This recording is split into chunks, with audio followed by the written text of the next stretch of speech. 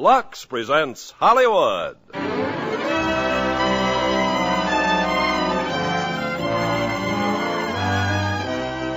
Lever Brothers Company, the makers of LUX Toilet Soap, brings you the LUX Radio Theater, starring Michael Rennie and Gene Peters in The Day the Earth Stood Still. Ladies and gentlemen, your producer, Mr. Irving Cummings.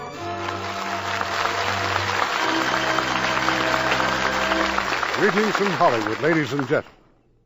There is an ever-present question that has puzzled and intrigued our world for centuries. Is there life on any of the other planets? So in tonight's play, we will tell you of a possible momentous event in our future. The arrival of on this planet, of a man from the outer space. The day the Earth stood still. And as our stars of this provocative drama from 20th Century Fox, we have one of their fastest rising stars, Michael Rennie, co-starring with that outstanding actress, Gene Peters. Now, before raising the curtain on The Day the Earth Stood Still, starring Michael Rennie and Gene Peters, here is Ken Carpenter. I don't know about you, but exhausted as I am from the holidays, I still hate to admit that they're really over. But maybe some of the ladies don't feel quite the same way. You probably never want to see another dish or glass that needs to be washed. On the other hand, perhaps you were as lucky as the carpenters. We had plenty of new LUX liquid detergent on hand. Yes, ma'am, with LUX liquid, you really get rid of messy dishes fast and easy. Put 1 teaspoonful of LUX liquid into the dishpan, and the dishes literally soak clean. Just rinse, stack, and you're done. LUX liquid's special formula actually dissolves the grease right off plates, and yet it's mild on your hands. LUX mild. And the can it comes in is something out of the ordinary, too. It's unbreakable, and it has a wonderful new dripless spout that ends messy handling. Added to all this, LUX liquid is really thrifty. Just 1 teaspoonful will do a dishpan full. And it's been proven 1 can outlasts several boxes of the leading laundry powder. Yes, LUX liquid is truly the next best thing to a dishwashing machine. As good for dishes as LUX Flakes are for nylons. And there just isn't any other care like LUX Flakes care for nylons. It really can double the wear you get from every pair. No matter what anyone else says, remember, 96% of stocking manufacturers recommend LUX Flakes Care. And like all Lever Brothers products, LUX Liquid and LUX Flakes are unconditionally guaranteed to be all they're promised or your money back. Now, Act 1 of The Day the Earth Stood Still, starring Michael Rennie as Klaatu and Gene Peters as Helen Benson.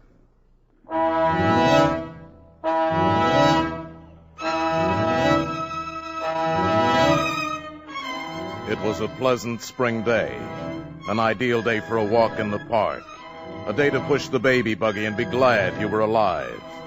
There'd been at least 20 such sparkling days that spring, and perhaps 1 billion or more of them since the earth began. And nothing had ever happened to spoil them but a few small fires, or a slight head cold in the evening, or a rain squall. This spring day, in the middle of the marvelous 20th century, was different. It was the most different day that had happened to mankind since the first Christmas.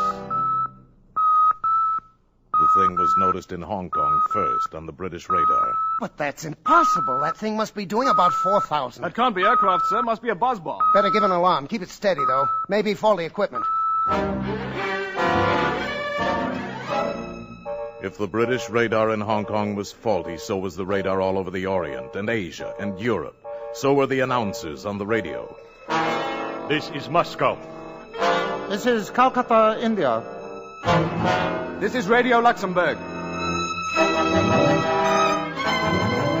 The American radar screen quickly confirmed the fact that there was nothing wrong with the British radar, and that there was something very gravely wrong 40 miles out in space, far above the Earth. Luckton at Ferris to Baker. I have an object at 200,000 feet, 4000 miles an hour. Then it was here. Incredibly, it was here. Burning down through the sky over Washington, D.C., hovering over the mall. Descending. They're here! They're coming! They're here! They're here!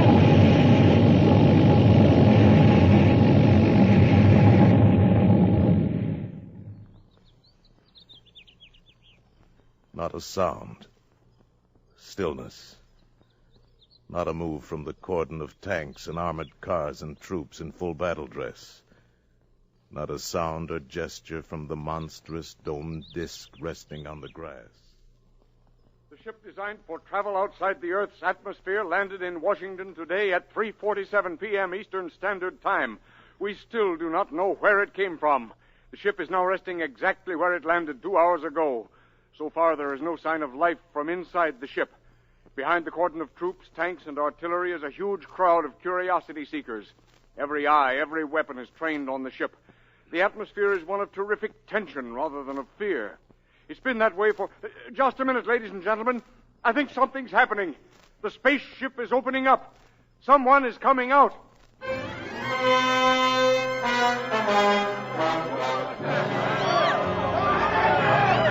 Keep calm, everybody. Don't get excited. Keep calm. Quiet! A wedge is opened in the smooth, unbroken metal skin of the spaceship. A ramp slithers out on the grass. Against an eerie glow of unearthly light from inside the spaceship stands the spaceman. He is a man, entirely like ourselves. He wears a close-fitting suit like a deep-sea diver's armor, but of alien material. A spherical helmet entirely conceals his head. He holds up his hand. He is going to speak. We have come to visit you in peace and with goodwill. Receive me as a friend. Here he comes, men. Watch it. Keep that BAR trained on him. He's going for something in his tunic, sir. Quiet. It's a ray gun or something. I'm going to let him have it. No, wait! You fool, he's down. Hold back that crowd. Everybody, back! Your wound doesn't look too bad. I'm sorry, but you shouldn't have gone for that ray gun. It was not a weapon. He understands us. It was a gift for your president. With it, you might have studied life on other planets. What's bothering the crowd, Lieutenant? Tell him to... Oh, no. Oh, no. A nightmare stands on the ramp leading out of the spaceship. A mechanical giant, monstrous, all metal and menace, with a visor in his helmet lifting slowly, revealing a dreadful light boiling within that metal head. And suddenly, out of that incandescence, a narrow ray.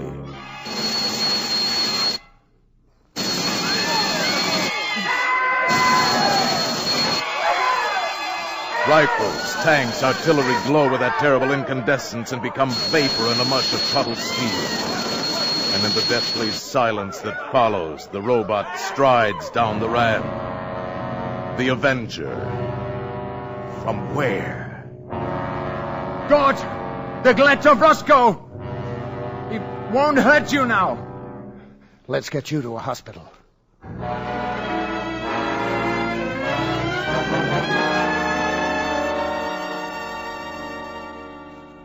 Good afternoon, sir. Good afternoon. The doctors here tell me your wound is not serious. No. It amazes them that it's almost healed already. I'm very glad. It should serve as some sort of indication of our powers. My name is Harley, secretary to the president. I've been told you speak our language fluently, that your name is Mr. Klaatu. Just Klaatu. The president has asked me to convey our deepest apologies for what has happened. Sit down, Mr. Harley. I'm sure I don't have to point out that your arrival was something of a surprise. Had you been traveling long? About 5 months. Your months? You must have come a long way. About 250 million of your miles. Naturally, we're very curious to know where you come from. From another planet. Let's just say that we're neighbors. It's rather difficult for us to think of another planet as a neighbor. I'm afraid in the present situation you'll have to learn to think that way. The present situation? I mean the reasons for my coming here. Would you care to talk about it? Not now, or with you alone. Perhaps you'd rather discuss it personally with the president. I want to meet with the representatives from all the nations of the Earth. I'm afraid that would be a little awkward. Why? In view of the tensions and suspicions in our world today, such a meeting would be impossible. Mr. Harley, my mission here concerns the existence of every last creature who lives on Earth. It must not be complicated by the childish jealousies, intrigues, suspicions of your planet. Our problems are very complex. You mustn't judge us too harshly. I'm impatient with stupidity. My people have learned to live without it. The President will, of course, do his best to bring about the meeting you desire. I know it will be quite useless. I wish it were otherwise. I'm very sorry, Mr. Klaatu. Wait. Before making any grave decisions, I think I should get out among your people. Become familiar with the basis for these strange, unreasoning attitudes. Our military people insist that you do not attempt to leave the hospital. The door will be locked. I'm sure you understand. Good day, Mr. Klaatu.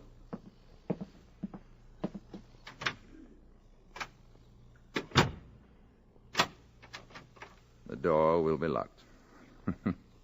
Will it now? Klaatu escaped, nor could the embarrassing news of his disappearance long be suppressed. It was read about in the papers and described in excited tones over the radio. Authorities at Walter Reed Hospital still refuse to comment on how he managed to escape, except to say that he broke into a hospital locker and stole clothing belonging to a staff doctor. While the government does not minimize the crisis... This was the latest and the only news. And among the countless millions listening were two men and a woman in an ordinary home on an ordinary street in Washington. Mrs. Crockett's rooming house. There was Mrs. Crockett and Helen Benson and little Bobby Benson. We may be up against powers that are beyond our control or understanding. Oh, and that we... I just can't stand any more of this. Oh, I wanted to hear more, Mrs. Crockett. It's exciting, isn't it, Mother? Hush, Bobby. Exciting? It's enough to drive a person... who are you? I'm sorry. I saw your sign outside and the door was open. My name is Carpenter. Yes? I'm looking for a room. Oh, yes. I do have a nice room. Are you a G-man? No, I'm afraid I'm not. I bet he is, Mom. I bet he's looking for that spaceman. I think we've all been hearing too much about spacemen, Mr. Carpenter. This is Mrs. Benson, Mr. Carpenter. How do you do? And this is little Bobby, my youngest guest. Hi. I'm Mrs. Crockett. You're a long way from home, aren't you, Mr. Carpenter? How did you know? Oh, I can tell a New England accent every time. This way, please, Mr. Carpenter.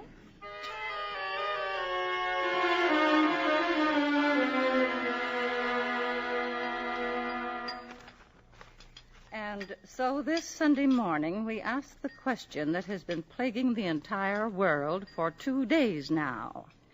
Where is the creature, and what is he up to? Eat your cereal, Bobby. Oh, Mom, I'm all muscle as it is. Bobby? Okay, Mr. Carpenter. I'm sorry, Mrs. Crockett. Please, go on reading. Creature, and what is he up to? If he can build a spaceship that can fly to Earth, and a robot that can destroy our tanks and guns, what other terrors can he unleash at will? What a man. Obviously, we must track down this monster and destroy him before he destroys us. Correct. Then why don't they do it? This spaceman, or whatever he is, we automatically assume he's a menace. Maybe he isn't, after all. Well, then where is he, Mrs. Benson? What's he up to? Maybe he's afraid. Oh, he's afraid. Well, after all, he was shot the minute he landed here. I just was wondering what I'd do. Perhaps before deciding upon a course of action, you'd want to know more about the people here. Nothing strange about Washington. A person from another planet might disagree with you. Oh, it's all right, Mrs. Crockett. That's Mr. Stevens calling for me. I'll go to the door. That awful robot standing there like an ugly iron statue gives me the shivers. Morning, Tom. Hello, Helen. Hey, can anybody see us? Oh, no. So, all right, we're all set. I picked up some sandwiches and put gas in the car, and the radio is busted, so we can forget about the spaceman for the day, huh? I haven't been able to arrange for anyone to stay with Bobby. Mrs. Crockett's going out, and I don't suppose we could take him with us. Oh, well, we could. Just today. Mrs. Crockett has plans, and I don't know who else to ask. I haven't any plans. Oh, Mr. Carpenter. I'd be glad to spend the day with Bobby, if you'd let me. Oh, great, thanks. Well, it's very nice of you to offer. Oh, I'm sorry, Mr. Carpenter. This is Tom Stevens. Hi. How do you do? Bobby and I had a fine time yesterday afternoon. I thought he might show me around the city today. Well... Please, I'd enjoy it.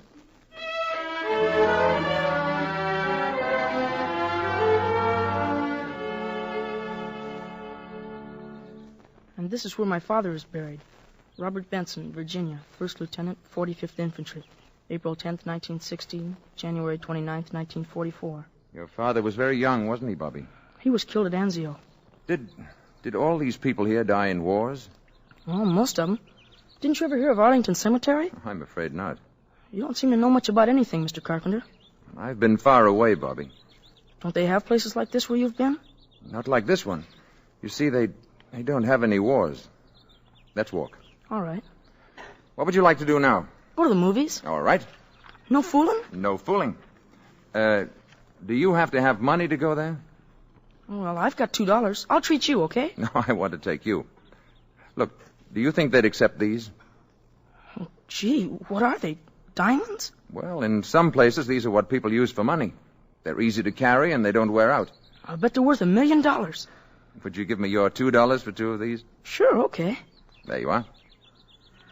Let's not say anything to Mom about this, huh? Why not? Well, she doesn't like me to take advantage of people. Hey, before we go to the movies, would you like to see the Abraham Lincoln Memorial? Thank you. Yes, I would. Well,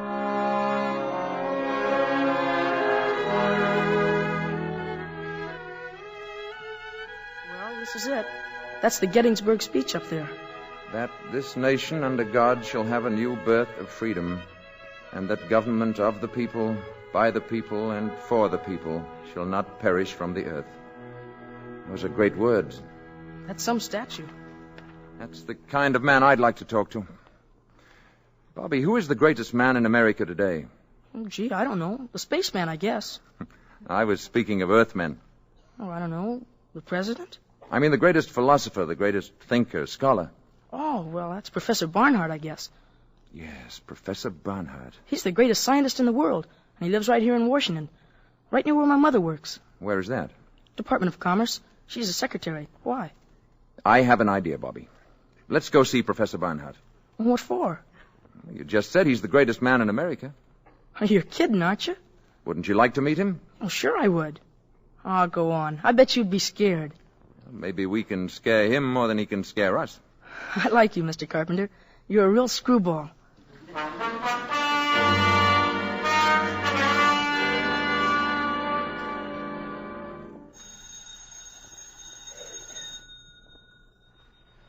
Gee, maybe the professor isn't at home. Let's take a look through that window. I'll bet this is where he works. Look in there. Books all over. Blackboard's full of stuff. Door's locked, too. Is it? I know it isn't, Bobby. Well, that's funny. We'll go in and wait for him. I'm sure he won't mind. Gee, just think. All the brains that goes on in here. What's all that stuff on the blackboard?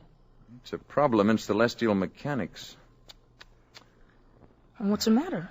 You'll never get the answer that way. Let's see. Hey, it says don't erase, don't touch. This is right. Check. Correct. Correct. And here's where he gets off the track. Now we'll fix that. So.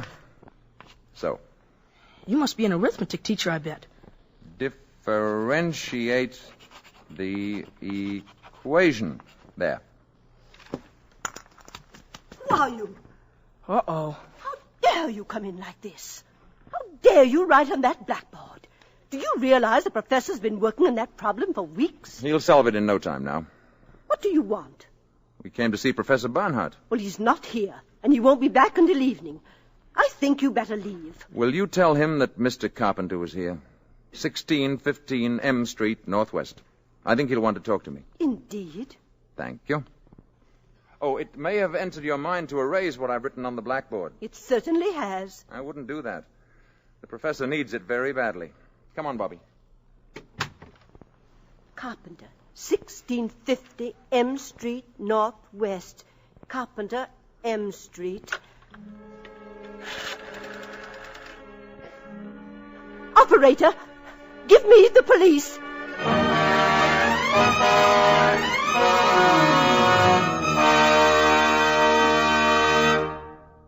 Act 2 of The Day the Earth Stood Still in a few moments, after we see if Francis Scully has any big news for us tonight. Oh, I do, Ken, about a big man in a big picture.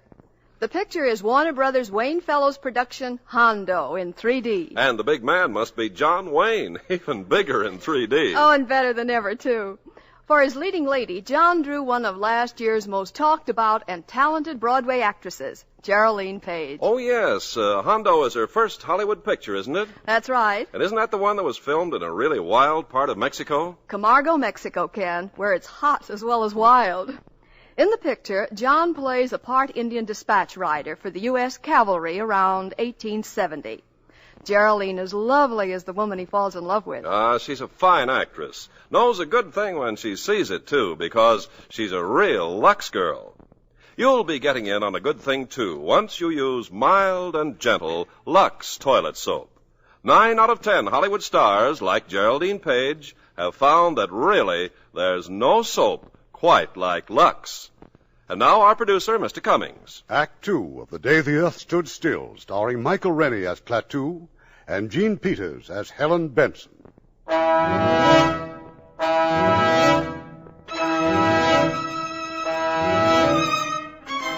is early evening of the same day. Tom Stevens and Helen Benson drive up to the boarding house after their picnic, quite unaware of the dark squad car parked at the curb a few feet ahead.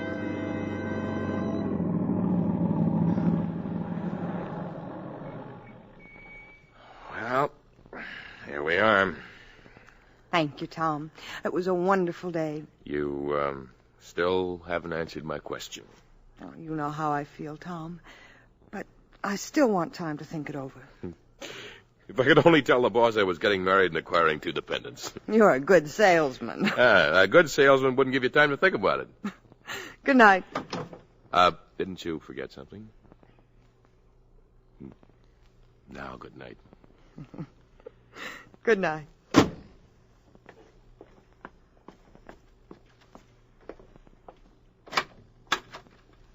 Night. Oh, Mr. Carpenter. Hi, Mom. Hello, darling. Mrs. Benson, this is Mr. Brady. How do you do? How do you do? Mr. Brady's a government agent. Oh? Did you have a nice day, Bobby? We had a swell time, didn't we, Mr. Carpenter? Yes, we did. We went to the movies and had a banana split, and we went to see Daddy. Oh, I don't know how to thank you, Mr. Carpenter. I enjoyed every minute of it. We better get going. Yes, good night, Bobby. Good night. I'll tell you the rest of that story tomorrow. Good night, Mrs. Benson. Good night. Nice meeting you, Mrs. Benson. Thank you. Why did Mr. Carpenter have to go with Mr. Brady? I don't know. Maybe it was a mistake. Upstairs with you. Yeah. We sure had fun today. We went all over Washington, and we went to see Professor Barnhart. Professor Barnhart? Oh, sure. Barnhart? Up to bed now. Pronto.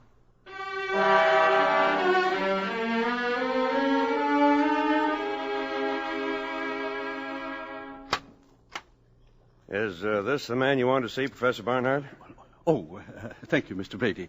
If I may speak to Mr. Carpenter alone, please. I'll wait outside, Professor. You are Mr. Carpenter? Yes, Professor. Who wrote those equations on my blackboard? My clumsy way of introducing myself. Forgive the manner in which you were picked up. Hilda called the police before I saw your annotations on the board. I appreciate the need for security, Professor. I have not quite fathomed the problem, even with your remarkable assistance, Mr. Carpenter. Let's look at it, sir. All you have to do now is substitute this expression at this point. Yes, that will reproduce the first-order term, but what about the effect of the other terms? Negligible. With variation of parameters, this is the answer. How can you be so sure? Have you tested this theory? I find it works well enough to get me from one planet to another. Klaatu. I spent 2 days at your Walter Reed Hospital. I was interviewed variously. I need no proof. This blackboard is proof. If you're not interested, or if you intend to turn me over to the Army, we needn't waste any more time. Interested?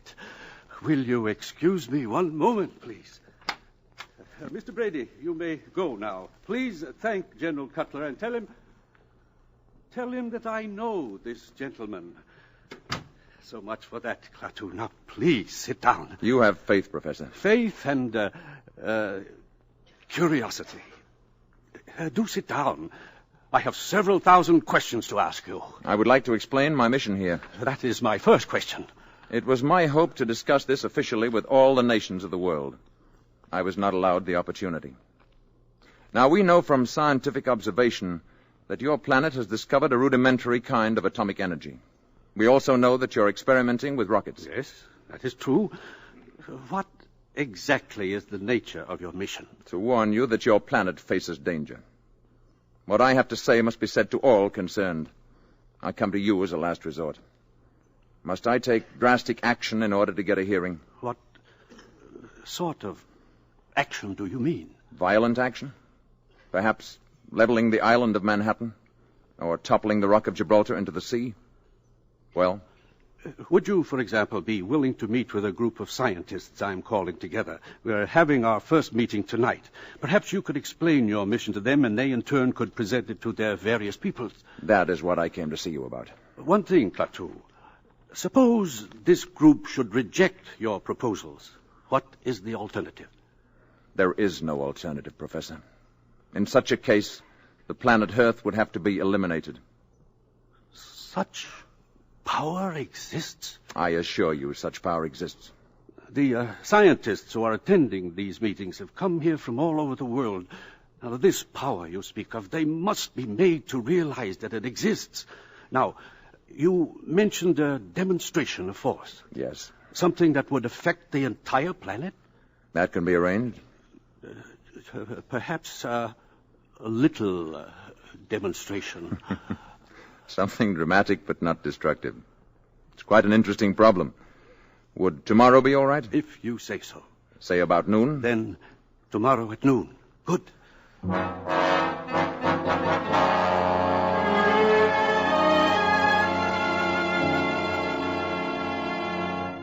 Going out tonight, Mrs. Benson? Oh, it's you, Mr. Carpenter. I'm afraid I startled you. Yes, I am going out. Mr. Stevens is calling for me. Everyone seems so... Jittery is the word. Bobby's the only person I know who isn't jittery. He's a fine boy, Mrs. Benson. Naturally, I think so. Warm, friendly, intelligent. He's the only real friend I've made since I've been here. Mr. Carpenter, this is none of my business, but why did that detective come here last night, that Mr. Brady? Bobby and I tried to see Professor Barnhart in the afternoon, but he wasn't in. Apparently they thought I was looking for secrets of some kind. Oh, that must be Tom now. Oh, Mr. Stevens, do come in. Helen is in the sitting room. Alert Mrs. Crockett. She has a romantic mind. Hello there, Helen. Got a minute to spare. You ready? Hello, Carpenter. Picture starts at 8:50 on the dot, Helen. I'll be ready in a minute. I was just talking to Mr. Carpenter. Oh, I hope Mr. Carpenter won't think I'm intruding. Excuse me. I was just going up to my room. Good night. Good night, Mr. Carpenter. Have a good time, both of you. Thank you. Tom, that was awful. I'm sorry. I guess I'm just tired of hearing about Mr. Carpenter. Mr. Carpenter. Shh. I don't like the way he's attached himself to you and Bobby. After all, what do you know about him? Very little, it's true. Well, let's not stand and talk about it anymore. I'll go up and get my things.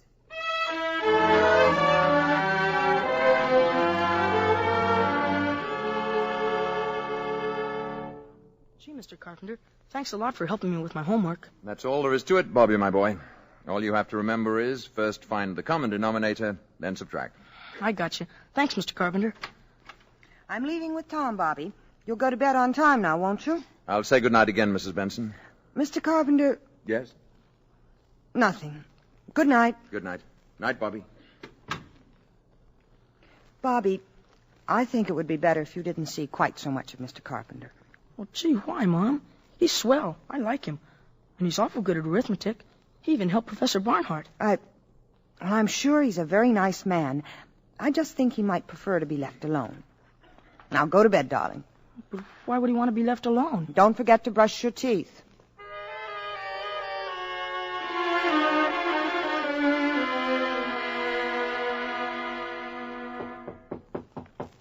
Come in.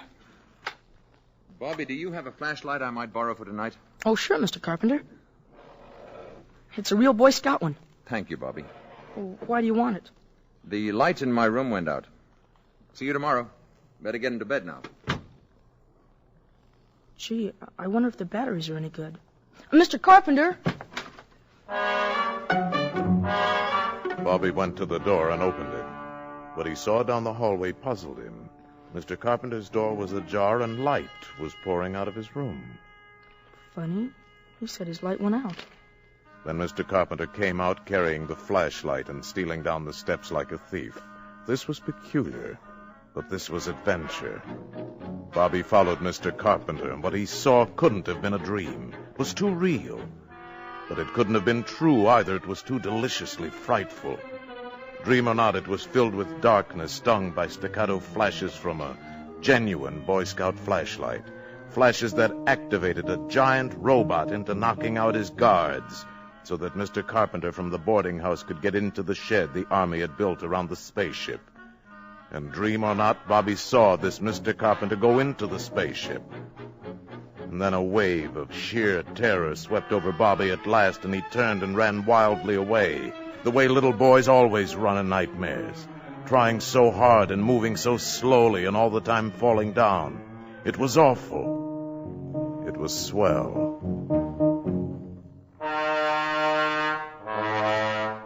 When his mother came home around midnight, Bobby was curled up on the sofa. Instantly, he jumped up and ran to her and to Tom Stevens as they came into the hallway. Mom, listen. Bobby, what are you doing down here at this hour, fully dressed? Hello, Mr. Stevens. Mom, I had to tell you. Tell me what? What's the matter, Bobby? I followed Mr. Carpenter tonight, right after you left, and gee, where do you think he went? Right into the spaceship. Now, Bobby, just 1 minute. Honest, Mom, I saw him. They got a shed built around the spaceship so nobody can get to it. But Mr. Carpenter flashed a signal to that Iron Man up there, and what do you think? Bobby, have you been dreaming again? Why, sure. No, Mom, honest, I haven't. I promise you, I saw it. Where did you see all of this? Well, I'm telling you, on the lawn down at the mall. In that place where the soldiers are all out in front. Oh? And where were the soldiers all this time? Well, that robot fella grabbed him and knocked him out. Oh, Bobby. Yeah, and then Mr. Carpenter walked into the shed, and the spaceship opened up, and he walked right inside, and it closed again. Gee, I like Mr. Carpenter, but I'm scared, Mom. Oh, darling, it was just a bad dream. We'll prove it to you. Tom, will you see if Mr. Carpenter's still up? Ask him to come down here a minute.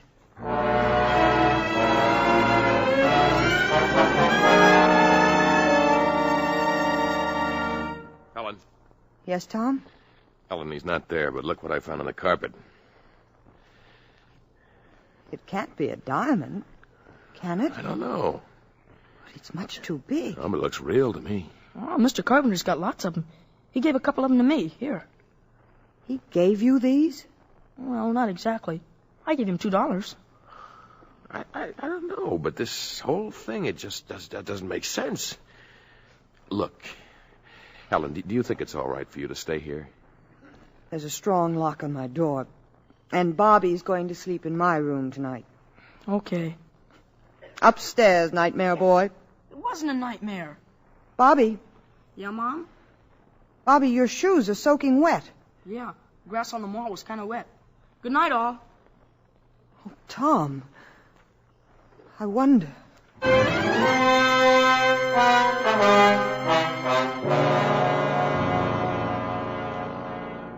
Klaatu had promised what Professor Barnhart termed a little demonstration.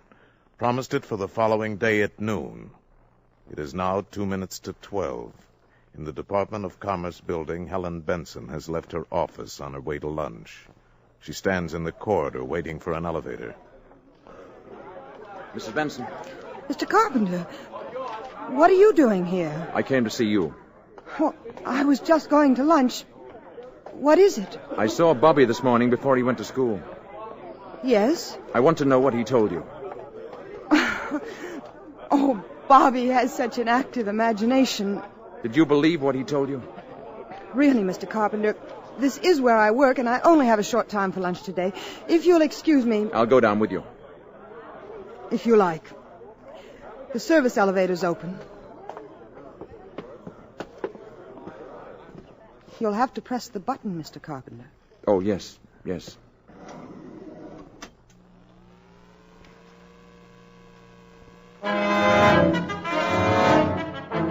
It was just 5 seconds before noon of that fateful day when Helen Benson and Mr. Carpenter stepped into that electric elevator.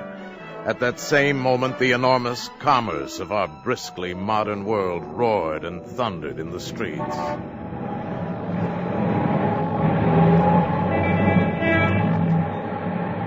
"5 seconds to noon. 4 seconds. 3 seconds. 2 seconds. 1. 0.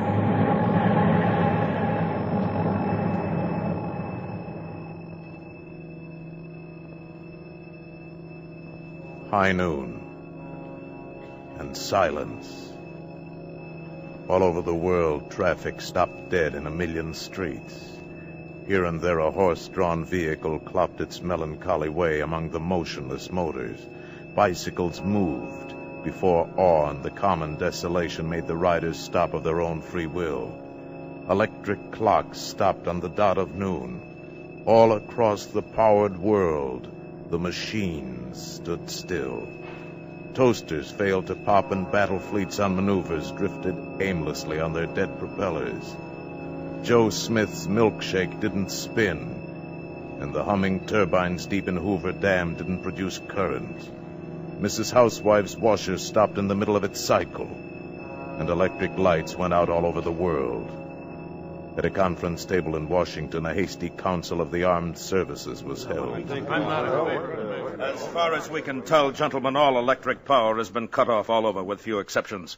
And even these exceptions are remarkable. Hospitals, planes in flight, that sort of thing. I wish I could be more specific, but all communications are out. I can tell you that we are preparing to declare a state of national emergency, but before we start discussing plans, I want a report from Colonel Ryder. All I can report, General, is that the robot at the spaceship was discovered to have moved last night. It knocked unconscious the 2 soldiers guarding the entrance to the shed the Army engineers had built around the spaceship, indicating that someone, presumably the spaceman, had wanted to get into the ship for one reason or another. In all likelihood, to signal for this demonstration of his planet's power. Go on, Colonel. Well, that's all, sir. Well, gentlemen, until now, we've agreed on the desirability of capturing this man alive. We can no longer afford to be soft in this matter. We will get him alive if possible, but we must get him. Is that clear, gentlemen? Dead or alive. Get him.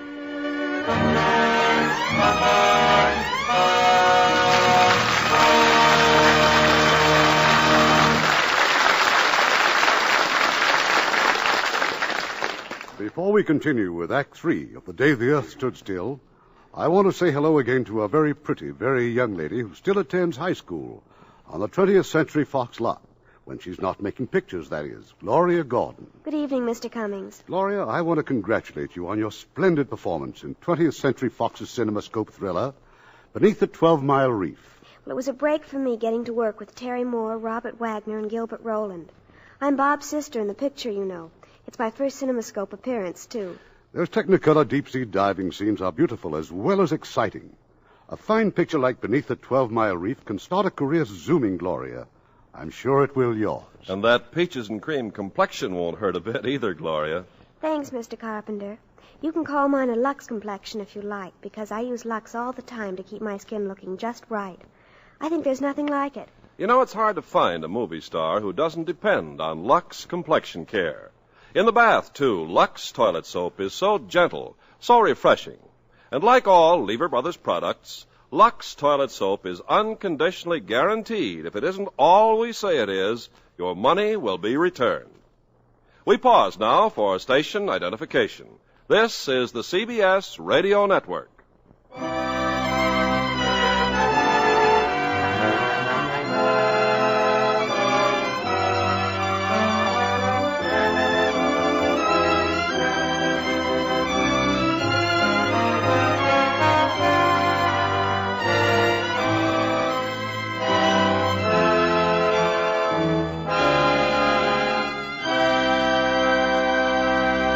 The curtain rises on Act 3 of The Day the Earth Stood Still, starring Michael Rennie as Klaatu and Jean Peters as Helen Benson. All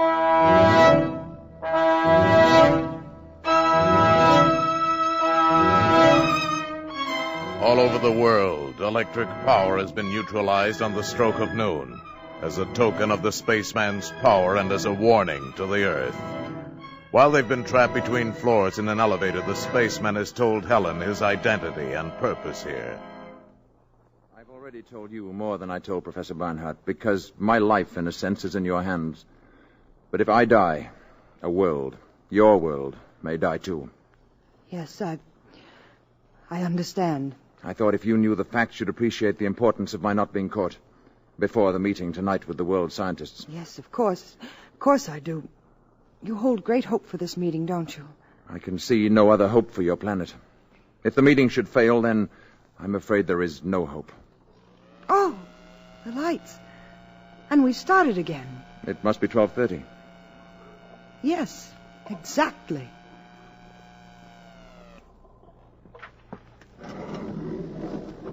Where are you going now? Back to the boarding house.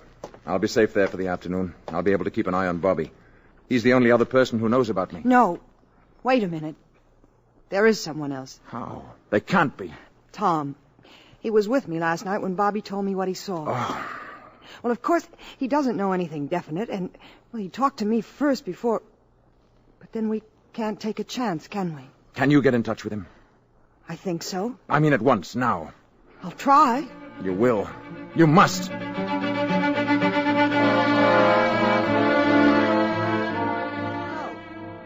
Hello. Operator, I was connected with my party. Please. Hello? Oh, is this Mr. Tom Stevens' office again? We were Well, I must speak to Mr. No, Mr. Stevens. Yes, this is Mrs. Benson. Benson! Well, when do you expect him in, then? Well, will you tell him I called, and please not to leave his office. I'm coming down to see him. Yes, it's very important. To you, too.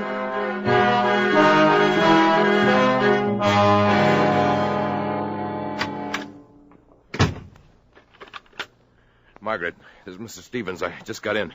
Now, listen, call the Pentagon. Who? Mrs. Benson? When? Never mind. This is more important. Listen. Now, call the Pentagon and find out who's in charge of the spaceman business. Whoever it is, I want to talk to him. Tom. Call me back right away and don't take any other calls. Brush them off fast. Tom, I've been trying to get you all afternoon. I've got some pretty terrific news about your good friend, Mr. Carpenter. What about him? He's the man from the spaceship. I had that diamond or whatever it is checked at 3 different places. Nobody on Earth's ever seen a stone like that. And after what Bobby's told us, that's enough for me. Why is it nobody knows about this Mr. Carpenter? Why hasn't he got any money? All right, Tom. It's true. Yeah. How do you know? You've just got to promise me you won't say a word to anybody. Oh, nobody but the Pentagon. Please, Tom. Are you crazy? After what happened today, he's a menace. You don't understand. You don't realize how important this is. Important. Of course it's important, and we can do something about it. You mustn't do anything about it, Tom. Believe me, I know what I'm talking about. I say he is dangerous. It is our duty to turn him in. He isn't dangerous. He isn't a menace. He told me what he came here for. Oh, honey, don't be silly because you happen to like the guy. Do you realize what this will mean for us? I'll be the biggest man in the country. I'll write my own ticket. Is that what you're thinking about? Listen, somebody's got to get rid of him. Tom, I'm not going to let you do it. Tom, don't Hello, Margaret. Yeah. General Cutler? Good. Now, hold on. You don't know what you're doing. It isn't just you and Mr. Carpenter. Mr. Carpenter. It's everybody. The rest of the world is involved. I don't give a hang about the rest of the world. I'm in this for me. Tom. Now, you'll feel different when you see my picture in the papers. I feel different right now. Well, you'll see. You're going to marry a hero. I'm not going to marry anybody. Not even a hero. Hey, Helen. Hello? General Cutler? General, my name is Tom Stevens, with a V. I have positive information about the spaceman and where he's staying. Right. Yeah, of course I'm sure. He's living in a boarding house at 1615 M Street, Northwest. That is correct, General. Yes, I have all of it now, Mr. Stevens, and thank you very much indeed. I want to talk to you further, but I haven't time now. We want to act on this. Yes, sir? Have Colonel Ryder deploy all Zone 5 units according to Plan B immediately. Investigate 1615 M Street, Northwest for presence of spaceman. Repeat.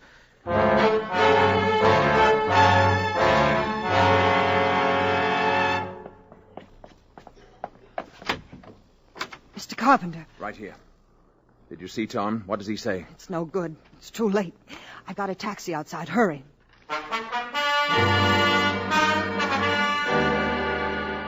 Attention Zone 5. Attention Zone 5. Man and woman observed entering taxi at 1615 M Street Northwest. Man is probably Klaatu, alias Carpenter. Establish roadblocks according to plan Baker and maintain station. Remain on radio alert until further order. I don't know. I think we may have been seen getting into the taxi. Where can you go? I'm sure Barnhart can arrange to hide me until the meeting tonight. Where's it going to be? At the ship. Now look there. Army cars. Full troops in full gear. The alarm is out all right. It's only a few more blocks to Professor Barnhart's. I'm worried about Gort. I'm afraid of what he might do if anything should happen to me. Gort? But he's a robot. He's a product of centuries of refinement. But what could he do without you? There's no limit to what he could do. He could destroy the Earth. And the city is swarming with patrol cars, hunting you. How can we tell them? They won't listen. You must listen. If anything happens to me, you must go to Gort. You must give him this message. Klaatu, Barada, Nikto. Gort. Klaatu, Barada, Nikto. Say it. Gort. Klaatu, Barada, Nikto. Gort. Klaatu, Barada, Nikto. Klaatu, Barada, Nikto. Remember those words. Klaatu, Barada, Nikto.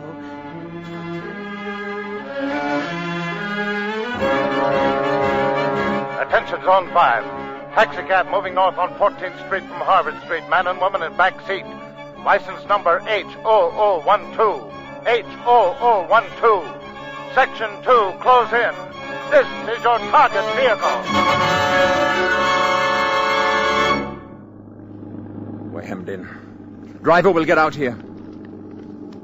I'm going to try to run for it. If they get me, you get to Gort. Now. There he is! Stop or we'll shoot! Stop or we'll fire! Mr. Carpenter! Gort! Run! Oh. Never mind, I'll check the guy.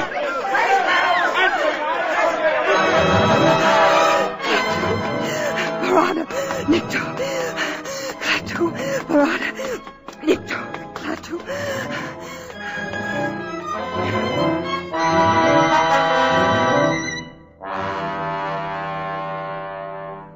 Centuries, ages of superhuman, superplanetary skill had bred intuition and a dim power of reason into the enormously complex intelligence inside of Gort's metal brain case. When Helen Benson stumbled up to the shed that housed the space machine, the guards were not there. Then she saw them. They were lying inside, their rifles fused and bent. Gort somehow knew that Klaatu was dead. Gort was already on the move. He was on the move toward Helen. No! No! God, no! The visor of his helmet was opening on that cosmic incandescence within, seething with world ruin, aiming impassively at Helen. God! God! Klaatu! Klaatu! Barada! Barada! Nikto!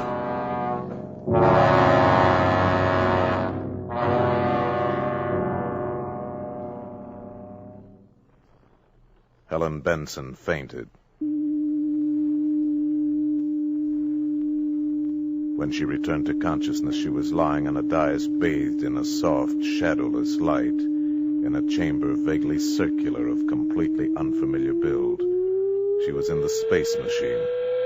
Across the room stood Gort with his back to her, and lying in front of him on a platform was Klaatu. Mr. Carpenter. Gort, the machine, the automaton, was applying electrodes to his master, and a piercing, whining, maddening sound filled the ship.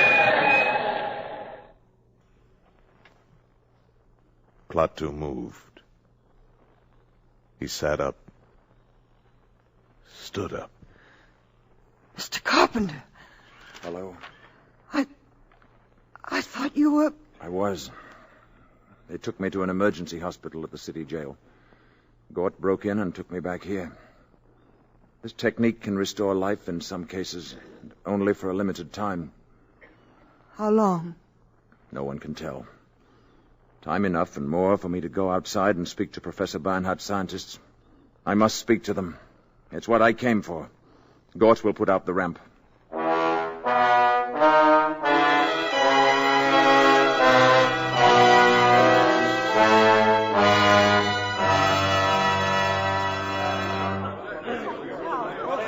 You people of Earth, you men of science, you are here from all over your world, Europe, Asia, representing many nations, many ideas. I am leaving soon. You will forgive me if I speak bluntly. The universe grows smaller every day. Where I come from, we believe there must be security for all, or no one is secure. This does not mean giving up any freedom, except the freedom to act irresponsibly. This is the message that I ask you to take back when you return to your native lands. Tell your people and your governments that we have created a race of robots whose function it is to patrol the planets in spaceships and preserve the peace. At the first sign of treachery, they will act automatically. Nothing you have here on Earth can stop them. The penalty for provoking their action is too terrible to risk. Your choice is simple. Live in peace or perish in violence. We shall be waiting for your answer. The decision rests with you. Gort Baringo.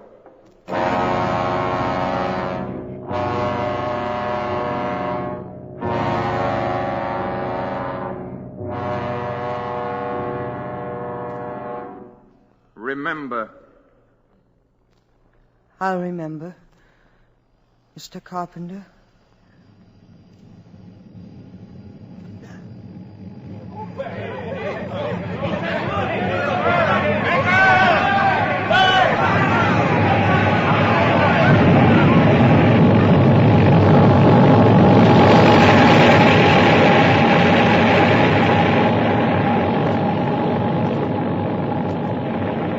And as they had seen him come, so did they see him depart. And the people of the earth pondered upon the warning.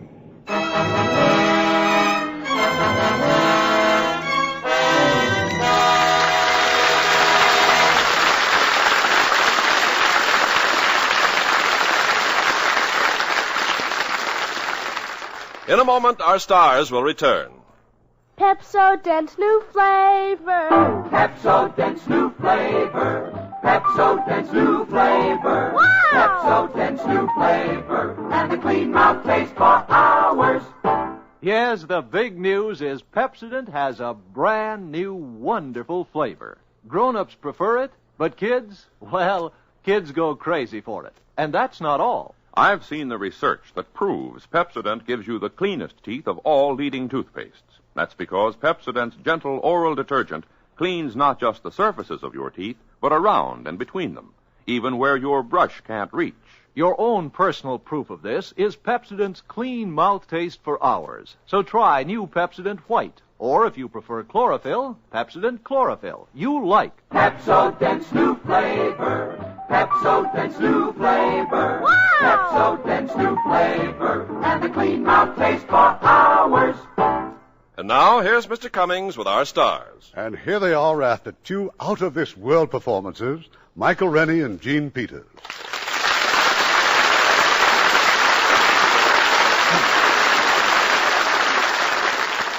Mike, have you ever seen any UMOs? What's a UMO? An unidentifiable moving object. Yes, I saw several years ago in London. You mean during the war? No, when I was a very young actor. But the flying objects were later identified as ripe tomatoes and eggs and cauliflower. And how about you, Gene? Seen any flying saucers? Oh, actresses aren't interested in such things, Irving. We prefer King of the Khyber rifles. After all, who cares about spacemen when you can see Tyrone Power and Michael Rennie in their latest picture, co-starring with Terry Moore? Oh, Marilyn Monroe, Betty Grable, and Lauren Bacall in How to Marry a Millionaire. And both these 20th Century Fox pictures are in Technicolor and CinemaScope. And these exciting new mediums are especially interesting to actresses. Then you stars must be especially interested in LUX soap for your complexion. We certainly are. I, for one, started using Lux soap for my complexion years ago, and I'm certainly glad I did. Now, Irving, what's in store for next week? Well, Mike, we're going from life in the future back to the charming era of the Roaring '20s. It's a delightful, amusing story of a multimillionaire who, for sentimental reasons, presents an average happy family with $100,000 and almost ruins their lives. It's Has Anybody Seen My Gal? And as the stars of this highly entertaining comedy romance from the Universal International Studios, we have two of their most popular young stars, Rock Hudson and Piper Laurie, co-starring with that fine actor, Gene Lockhart. Oh, the whole family will love it. Good night. Good night. Good night, and happy landing.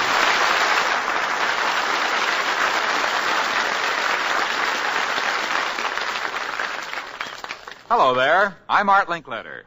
You know it's pretty hard to improve on a good product, but Lever Brothers has done it. Now, all-purpose surf is better than ever, even better than the surf you may have used last year. You see, today's surf is made from a new, improved formula that gets your clothes so clean they smell clean. When you wash your clothes with surf, you don't need to worry about a stale, sour smell or that unpleasant medicinal odor that some detergents leave, because surf-washed clothes have a clean, sunshine freshness, like they've been swinging in the breeze on a sunny day.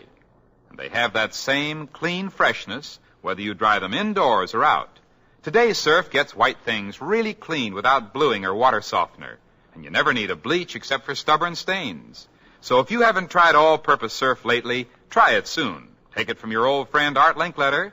You like surf for everything you wash, 'cause when you wash them with surf, they smell like sunshine. Thanks, Art Linkletter. And I'd like to say again that when you wash things with surf, they smell like sunshine. And that's important, because things aren't really clean unless they smell clean. It's true that all good detergents these days get clothes clean looking, but surf does more. Yes, surf gets clothes so clean they smell like sunshine. And that means they're clean, clear through. So, ladies, why don't you prove it to yourselves? Get surf tomorrow and discover what a really clean wash is.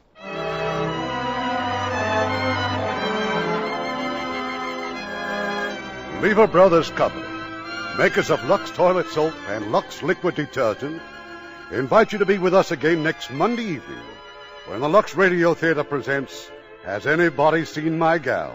Starring Piper Laurie, Rock Hudson, and Gene Lockhart. This is Irving Cummings saying good night to you from Hollywood.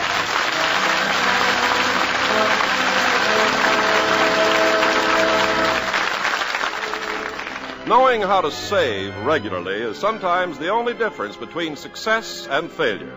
The savings bond way is the sure way to save. Every year, United States savings bonds grow in value. Interest increases year by year. As your bond investment grows, so does your security. Save for the future by investing in United States savings bonds today. Join the payroll savings plan where you work. Every payday, the amount you name will be set aside automatically, systematically, and invested for you in savings bonds. And remember, savings bonds are better than ever because they return 3% interest compounded semi-annually when held to maturity. What's more, they're fully guaranteed by Uncle Sam against loss, theft, or destruction. There's no safer investment in the world than United States savings bonds. If you're self-employed, save regularly through the bond-a-month plan where you bank. Heard in our cast tonight were Paul Freese as the narrator, Lamont Johnson as Tom, Herb Butterfield as Professor Barnhart, Tudor Owen as Mr. Harley, Billy Gray as Bobby, Edith Evanson as Mrs. Crockett, and Tyler McVeigh, Bill Conrad, Robert Griffin, Tom Brown, Fred Shields, Marvin Bryan, Chet Mencken, Alistair Duncan, Stephen Roberts, Adeline Smith, and Eddie Marr. The Day the Earth Stood Still was based on Harry Bates' story, Farewell to the Master, which appeared in Astounding Science Fiction magazine. Our radio play was adapted by Milton Geiger, and our music was composed and directed by Rudy Schrager. Lever Brothers Company guarantees you'll be glad you bought the products you heard about on this program, or you can have your money back. This is your announcer, Ken Carpenter, reminding you to join us again next Monday night to hear Has Anybody Seen My Gal? Starring Rock Hudson, Piper Laurie, and Gene Lockhart. Every Thursday evening, Lever Brothers Company brings you the Lux Video Theater. Consult your local newspaper for time and station.